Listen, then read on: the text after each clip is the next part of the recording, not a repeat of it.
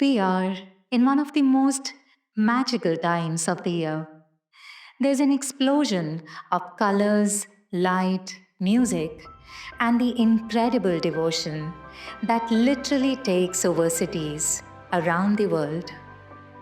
Yes, a symbol of faith and unity. Ganesh Chaturthi is around the corner. The entire city of Vadodara is lit up. What a spectacle it is! Hello, my name is Dr. Amita Prabhin. Welcome to Express Now.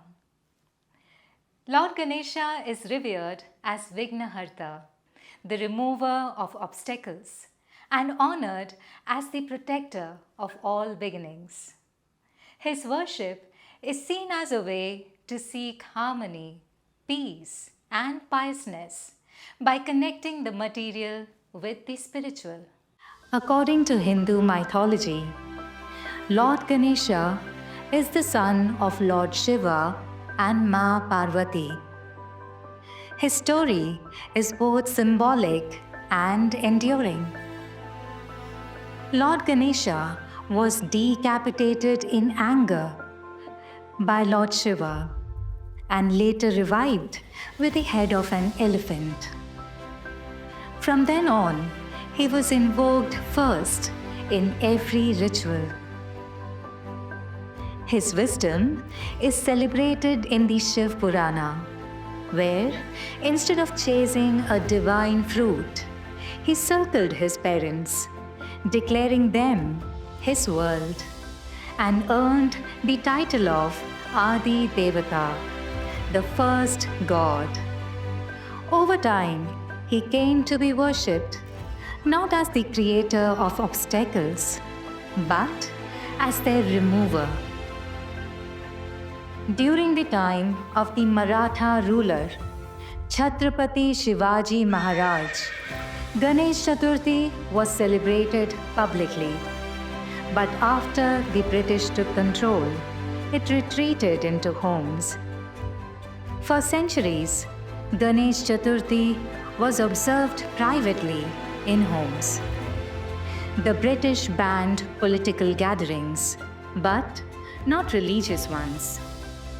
In 1893, freedom fighter Lokmanya Bal Gangadhar Tilak transformed private worship of Ganesha into a public festival in Pune, uniting Indians across castes and inspiring pride during colonial rule.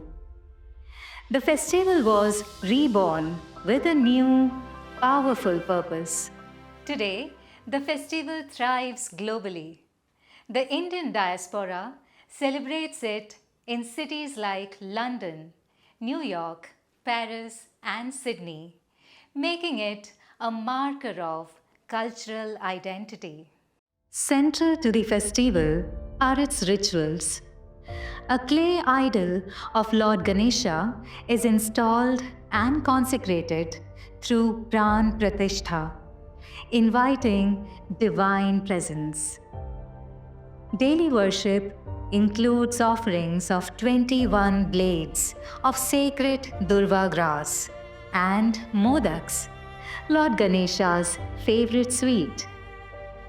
The festival concludes with Visarjan, the immersion of Lord Ganesha's idol into water. On the 1st, 3rd, 5th, 7th, 9th, or 11th day of worship, symbolizing farewell, renewal, and the removal of obstacles. Ganesh Chaturthi is not just a spiritual celebration, but also an economic lifeline supporting artisans, musicians, and the small businesses.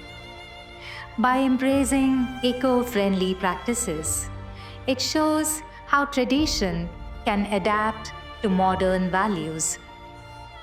It remains a timeless festival of wisdom, unity, and renewal, guiding communities across generations. Ultimately, beyond the processions idols, and music. The festival's true power lies in a simple prayer, not for riches, but for wisdom. A reminder that perhaps the greatest obstacle we face is our own ignorance. Here in Vadodara, faith walks hand in hand with the future. Streets glow with aartis and chants. Families welcome Bappa with love.